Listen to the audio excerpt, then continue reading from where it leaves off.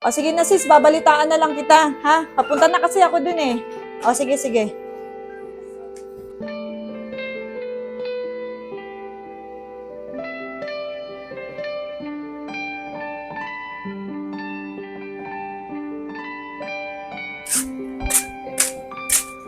Si Ate Tis yun.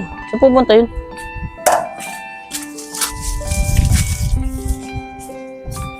Hindi kayo pupunta sa Ate Tis kila RJ. Be, paano yan? Kung kunin na kayo sa akin ng mama mo. Ayaw pa namang wala kayo sa akin ni baby. Ang pinagsasabi mo, di kami mawawala ni baby. Diba, baby? Sorry ba, kung nasasabi ko to, tatakot na kasi ako mawala kayo sa akin. Ang dami mong iniisip, magkaka-baby na nga tayo eh. Siguro nga, be. Tara, be, kain muna tayo. Sigurado ako, gutom lang to. Baka, grabe. Taan na, baby. Oh, Charmaine, ba't iyak na iyak yun?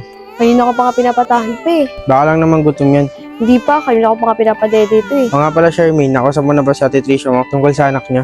Opo pa, kasi di ko alam kung nakita na sila eh. At least nasabi mo na. Sige na, punta ka muna mama mo sa sugalan. Sige po pa. O, kargaan nyo ng mga tubig yan. Ang bahay ng mga Lopez. Yo, ayos-ayusin mo magtrabaho ah. Sir. Pwede po ba magtanong? Bakit to? Tatanong ko lang ho sana kung may kilala po ba kayong Lopez? Lopez? Ah, Lopez, dun yung mga Lopez. Sige ho, maraming salamat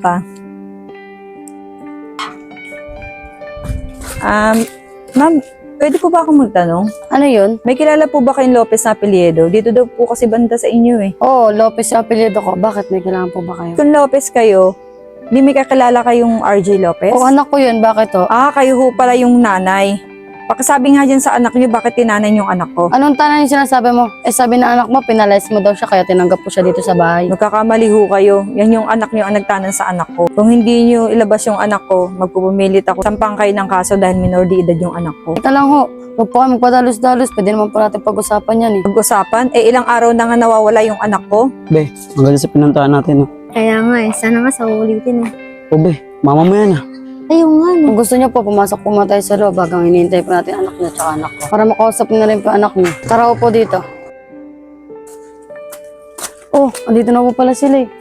Ma, ano pong ginagawa niya dito? Nak, uwi na tayo. Masyado naman akong pinag-aalala eh. Ma, ayoko pong umuwi. Alam ko naman po dadalhin niyo ako sa probinsya eh. Nak, gusto ko lang naman makapagtapos ka ng pag-aaral eh. Kaya kita iuwi sa probinsya. Ma, ayoko po talaga umuwi. At saka mahal ko po si RJ. Nak, masyado ka pang bata. Sana naman maintindihan mo ko.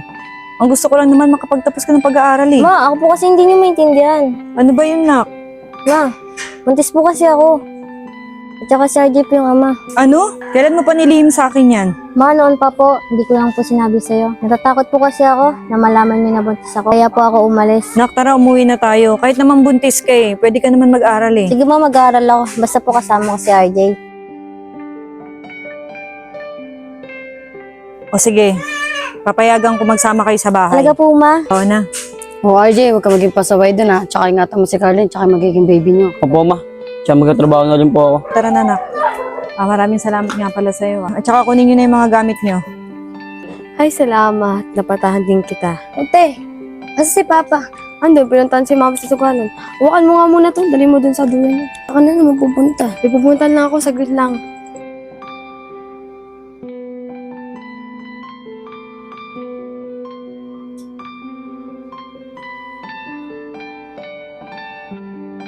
Ano kayo iniisip ni Mama? Ma, Oh, Nak. Ba't di ka pa natutulog? Nakakasama sa buntis yan. Ma, sorry po sa mga nagawa ko sa inyo ha. Okay lang, Nak. Wala rin naman tayong magagawa eh. Nandyan na eh. Ma, gaya po ng sinabi niyo, magtatapos po ako. Kahit po may dinadala ako. Salamat, Nak ha. Sa importante nakabalik ka na at ipagpapatuloy mo yung pag-aaral mo. Opo ma, gagawin ko po lahat para po mapagtapas. Para po sa inyo at para po sa baby ko. Kasi yun na, Nak. Matulog na tayo. Kasi nakakasama sa baby ang magpuya. Ma, maraming salamat po ulit ha. Kasi po tinanggap niyo po ako at si RJ at magiging anak po namin. Okay lang yun. Basta importante nandito ka na. At magiging apo ko. Balik na, matulog na tayo. Sige po ma.